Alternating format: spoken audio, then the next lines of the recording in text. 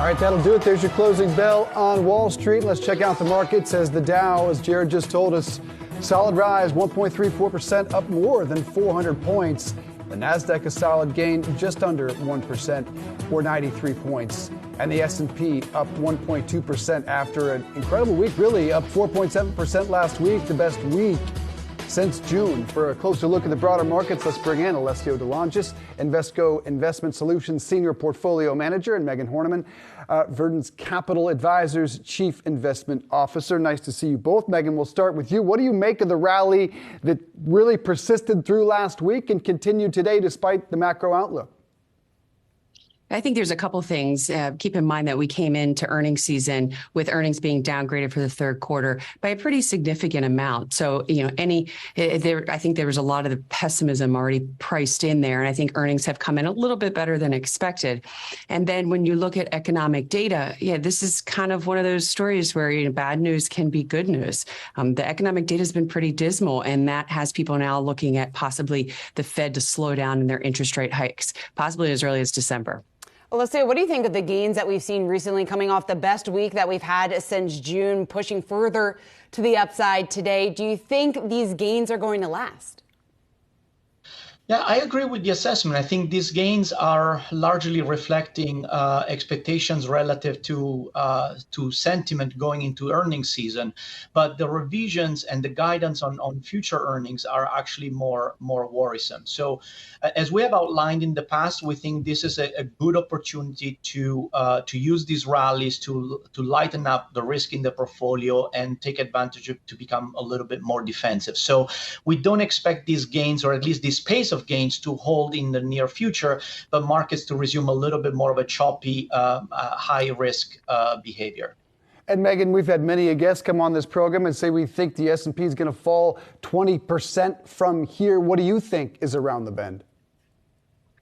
I don't necessarily think that we're going to see another 20% from here. Keep in mind that even though we've had a bit of a rally here recently, we were basically trading around the historical average that you tend to see with bear markets. So we don't think we're going to fall another 20% from here. Can we go back and retest the lows? For sure. There's a lot of economic data coming out this week. There's a lot of earnings coming out this week. We have political uncertainty coming up with the midterm elections. So there is a possibility that we'll see volatility. But keep in mind as well that volatility comes in both forms, and we're kind of seeing that lately. It can be volatility to the upside and volatility to the downside. So in this situation, you've got to understand you're not going to be able to find and time perfectly the bottom of this bear market. Instead, focus on the long term. And what we do tend to see is whether it's positive seasonality in the fourth quarter of a calendar year, or whether it's positive seasonality in the year after a midterm election.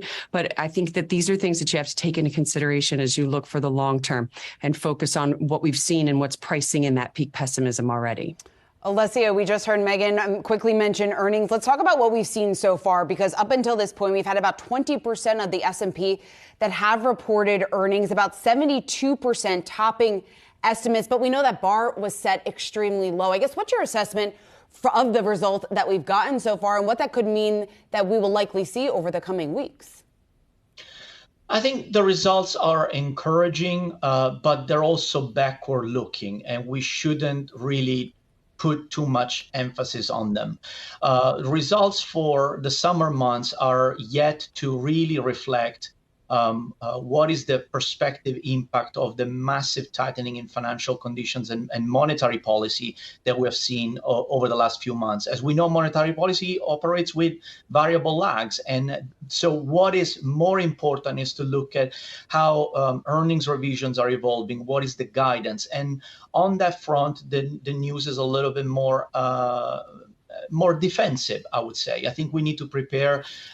We have been arguing for using episodes like this quarter or this earnings season to really move on with a rotation out of cyclicals into more defensive sectors of the market, be it healthcare, communication services, even information technology, high-tech, mega-cap companies tend to have more of a quality bias, so not as cyclical as they used to be, but certainly a defensive orientation. And we think that the dynamic in bond yields should peak soon and provide some relief to these defensive sectors. And Megan, let's stay there with how do you position yourself given the situation ahead? Well, I think that I do agree with the guest that there is some room for downward revisions to earnings for next calendar year. I do agree with that, but I think that's going to be focused more in that high growth technology sector. I don't think that the interest rate increase that we've seen and the potential for the future interest rate increases is fully priced into those areas. So we would be careful with that growth technology side of the market. We think there's still some more room in what we consider price discovery there. Instead, we would look at, obviously, from the large cap space in the value area, and then also look at some areas of the market that have already priced in what we think is going to be a volatile environment and a challenging economic environment. Look at small and mid cap stocks. These areas of the market are still down 30-40% from their 52-week high.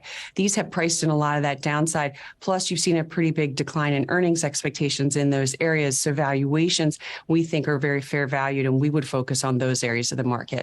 Alessio, let's quickly talk about the geopolitical risk, because when you look over to Europe, the recession that's likely playing out over there, the uncertainty when it comes to the UK, and then the news today on China, obviously that's adding some uncertainty here to the markets. What's your assessment just in terms of how big of a risk that is potentially for U.S. investors? Well, U.S. investors have, over the last decade, enjoyed the benefit of the U.S. being the leader in global markets performance, and that's been true everywhere. So that home bias has reflected itself. We don't see U.S. investors having a outsized exposure to international stocks or emerging market stocks. So from a wealth preservation standpoint, I think the direct exposure has been lower compared to, say, the pre-GFC time, where there was really a ramp up in emerging markets, equities, and fixed income exposure. We don't see that today. With that being said, emerging markets are always your best bellwether of the highest propensity to take risk in capital markets. When emerging markets suffer the way they do, it is a reminder that we don't see that the ample liquidity support and unconditional propensity of investors to take risk. Investors are not seeking to increase risk in their portfolio. They're seeking to consolidate risk, especially when they see cash rates at 4%. Investment grade quality debt at 5%, at 6%. I think this is a reminder of a catalyst of a gradual rotation out of equities into fixed income. Now that fixed income assets offer yields that we haven't seen in nearly 20 years. Yeah, that's true. All right, Alessio de Longis and Megan Horneman, thanks so much for joining us this afternoon.